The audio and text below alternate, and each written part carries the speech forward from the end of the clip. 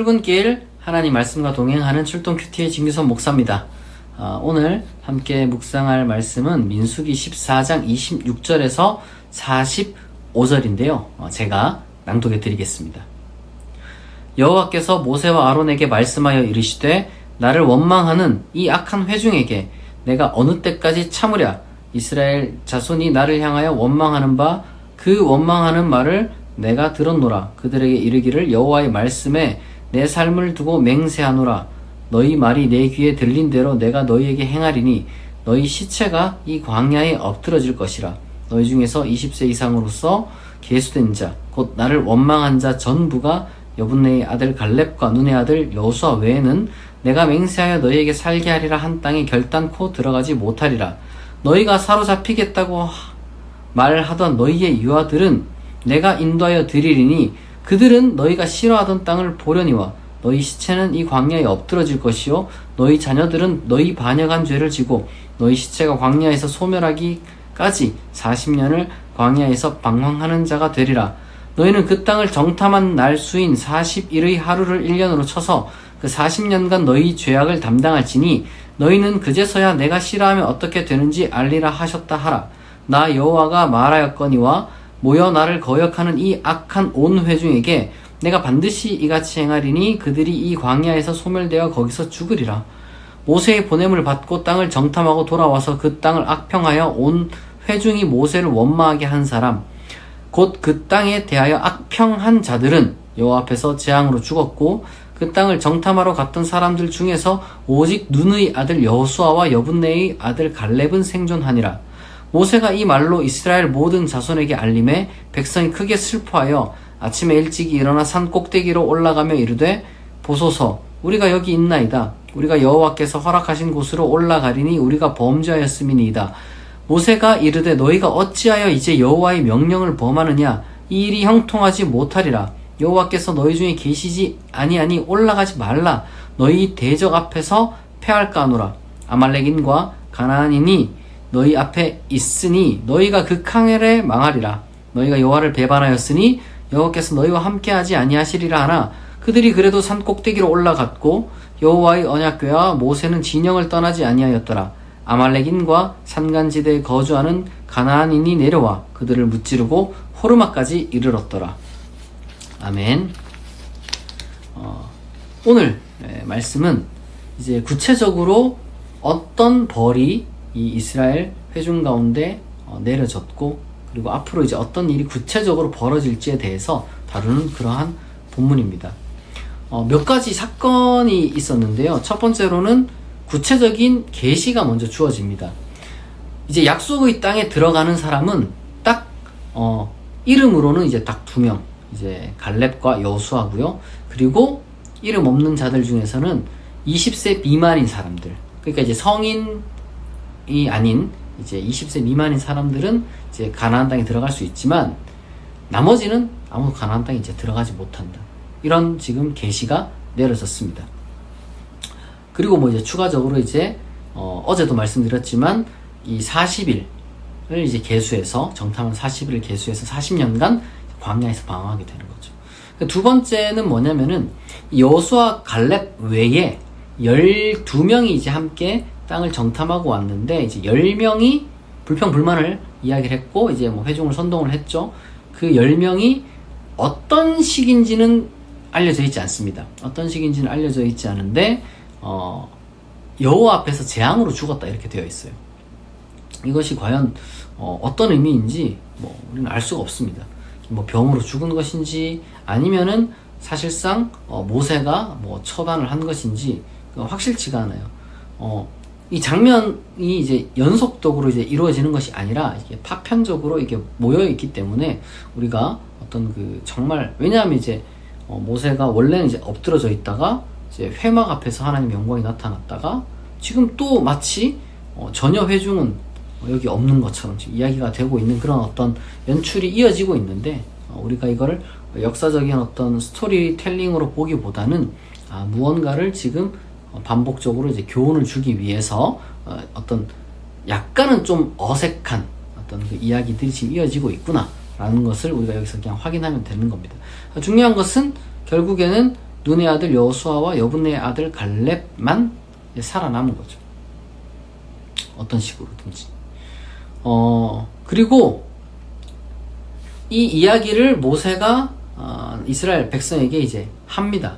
뭐 어떤 식의 반전이 일어났는지 온 회중이 갑자기 막 처음에는 왜 분노로 들끓고 뭐 모세도 죽이려고 하고 그랬는데 갑자기 이 모세의 말을 고분고분하게 들어요. 그리고 이제 모세가 막 이제 너희들은 가나안 땅에 들어가지 못한다. 40년간 그냥 광야 생활하다가 다 죽을 것이다.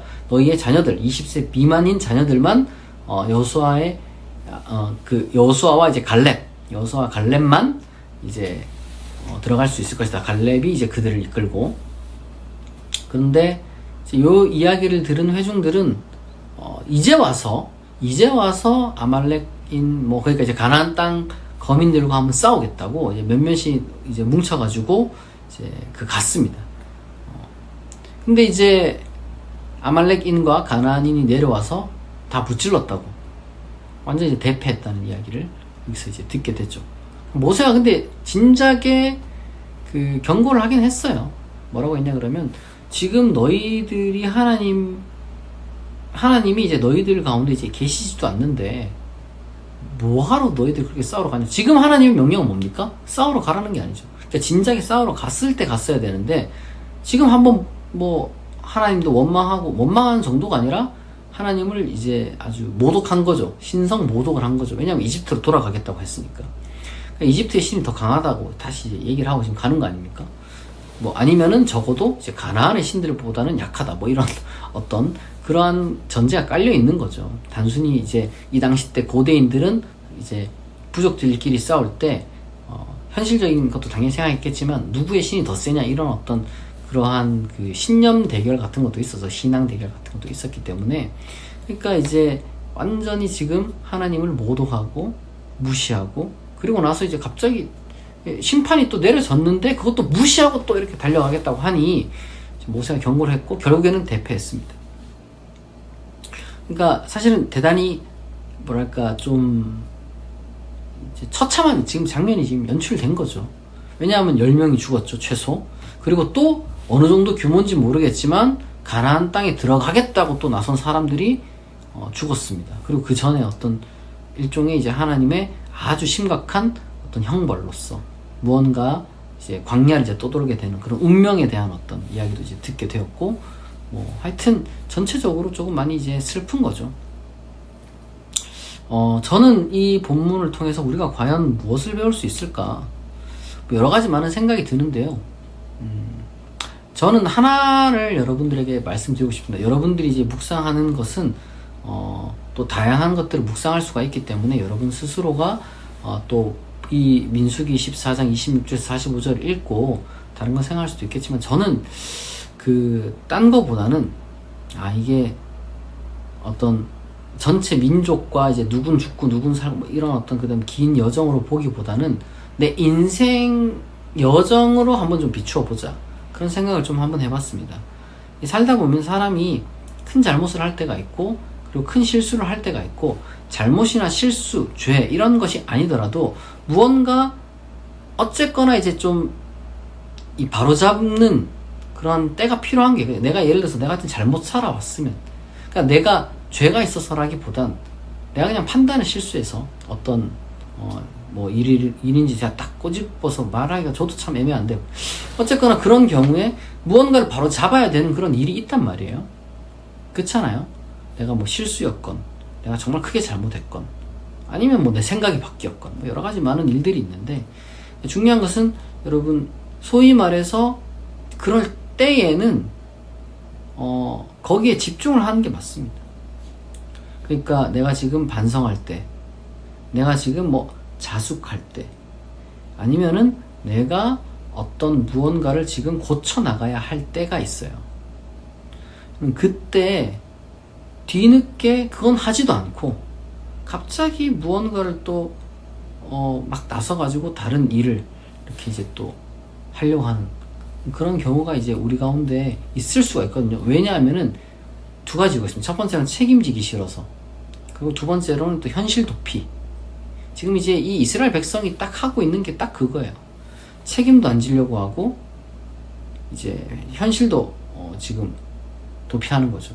책임을 안 지려는 게 무슨 말이냐면 지금 용기 있게 싸우러 나가는 것이 되게 뭐 책임 있어 보이지만 사실은 지금 자기네들이 만약에 싸워서 이기면은 역시 하나님 우리와 함께 하네, 우리가 크게 잘못한 건 아니었어, 이런 식으로 했을 거 아닙니까? 그러니까 자기가 잘못한 것에 대해서 아무런 책임을 지지 않고 뭔가 이제 덮으려는 거죠. 일종의 덮으려는 거. 제가 비유를 한번 들어볼까요? 예를 들어서 어떤 사람이 뭐 도둑질을 했습니다. 도둑질에 대한 책임을 져야 되잖아요. 근데 도둑질에 대한 책임은 안 지고 뭐 다른 걸 하려고 그래. 내가 뭐 도둑질을 했는데 예를 들면 어떻게 뭐 불구덩이에 뛰어들어가지고 사람을 구했다. 그러니까 도둑질한 거는 퉁쳐달라. 이런 식으로 이제 하려고 했던 거죠. 근데 정작 불구덩이에 뛰어들려는 어떤 그 의로운 마음이 있어서가 아니라 그냥 이제 도둑질한 걸 감추기 위해서 뭐라도 그냥 이렇게 이제 사람들 소위 말해서 눈 돌리게 하는 거죠. 근데 이게 다른 사람들 앞에서나 하나님 앞에서나 아니면 자기 스스로에 대해서나 그러한 것은 아무도 안 속습니다. 자기 양심이 말을 하고 있고요. 사람들도 바보가 아니고요. 하나님을 여러분 기만할 수 없는 겁니다. 우리 신앙인은 하나님이 전지하다고 믿잖아요. 그러니까 이제 하나님을 기만하는 것은 말도 안 되는 거죠. 여러분, 우리가 신앙생활을 하다 보면 그리고 인생을 살다 보면은 이게 무언가 정말 이제 힘차게 나서야 할 때가 있는데, 근데 그럴 때만 있는 게 아니라 무언가 내가 자숙하고 내가 반성하고 내가 지금은 조금은 지난 세월들을 바로잡아야 하는 그런 때가 있을 수가 있어요. 그거를 우리가 하지 않는 거는, 거기로부터 우리가 눈을 돌리는 거는 그 잘못된 겁니다. 우리가 어제 말했던 것처럼 책임지는 신앙이 참 중요하잖아요. 정말 이 책임을 회피하고 현실을 도피하는 이 신앙이라는 것은 정말 너무 안 좋습니다. 그것은 파괴적인 결과를 가져올 수밖에 없어요. 지금 여기 말씀처럼 아말렉인과 산간지대 거주하는 가나안이 내려와서 그들을 무찌르고 호르마까지 이르렀다. 그러니까 완전 아주 비참한 결과를. 그러니까 이걸 덮지도 못하고, 그렇다고 이게 좀 나서서 뭔가 하겠다는 것도 사실 성공하지 못한 거죠. 우리가 사실 힘든 시기를 우리가 이제 겪게 되면 그런 시기에 될 수가 있어요. 사고방식이 사람이라는 게 갑자기 막 충격이 너무 크니까. 여러분, 그럴 때 정신 차려야 됩니다. 우리가 해야 될 일은 내가 지금은 어떤 무슨 영웅처럼 무언가를 할 때가 아니라 지금은 어떤 정말 성실하게 무언가를 내가 고쳐나가고 반성하고 때로는 뭐 침묵해야 할 때구나, 뭐 이런 것들 여러 가지 많은 상황이 있을 겁니다. 우리가 살다 보면은 잘못을 저질러요. 그리고 살다 보면 실수도 합니다. 그 살다 보면 또 생각이 바뀌어가지고 지난 많은 세월들을 바로잡아야 할 때가 있어요. 그게 고대거든요. 40년까지는 안 걸리면 좋겠지만 어쨌든 고대입니다. 그렇기 때문에 책임을 회피하고 현실을 도피하려는 경향이 있지만, 우리가 이제 올바른 그 하나님의 그 정의라고 해야 될까? 그런 어떤 그 길을 우리가 이제 선택해서 나가게 되면은 그 가운데 또 중요한 보람이 있습니다. 20세 미만의 아이들을 잘 키워서 가나안 땅에 보내는 그 일을 또 우리가 이제 잘 해야 되는 거거든요. 보호해야 되고 키워야 되고, 그런 모든 것들을 우리가 또 긍정적으로 생각하면은 지금 내가 이렇게 해서 나중에 또 귀한 일을 할 수 있구나, 이렇게 우리가 생각할 수 있게 되는 겁니다. 여러분, 그걸 잘 기억하는 그러한 그리스도인이 되길 바랍니다. 기도하겠습니다. 하나님, 오늘 말씀을 통하여서 이스라엘 백성들이 어떤 일을 해야 되는지, 그리고 어떤 일을 하면 안 되는지를 배웠습니다. 우리가 지금 현재 우리의 상태가 어떤 것을 해야만 하는지 분별할 수 있는 지혜를 허락하여 주시고, 마냥 비관적으로만 보지 않고 그 가운데서 하나님께서 바로잡으시는 그 정의에 우리가 순종하고 우리의 해야 할 일을 찾는 자 되게 하옵소서. 감사드리며 예수님의 이름으로 기도합니다. 아멘. 여러분, 월요일입니다. 하나님께서 주시는 힘과 능력으로 힘들지만 여러분 힘내서 그럼에도 불구하고 일 맡겨진 소명을 잘 감당하시길 바랍니다. 오늘 출동 큐티 여기서 마치겠습니다. 내일 아침 6시에 다시 만나겠습니다.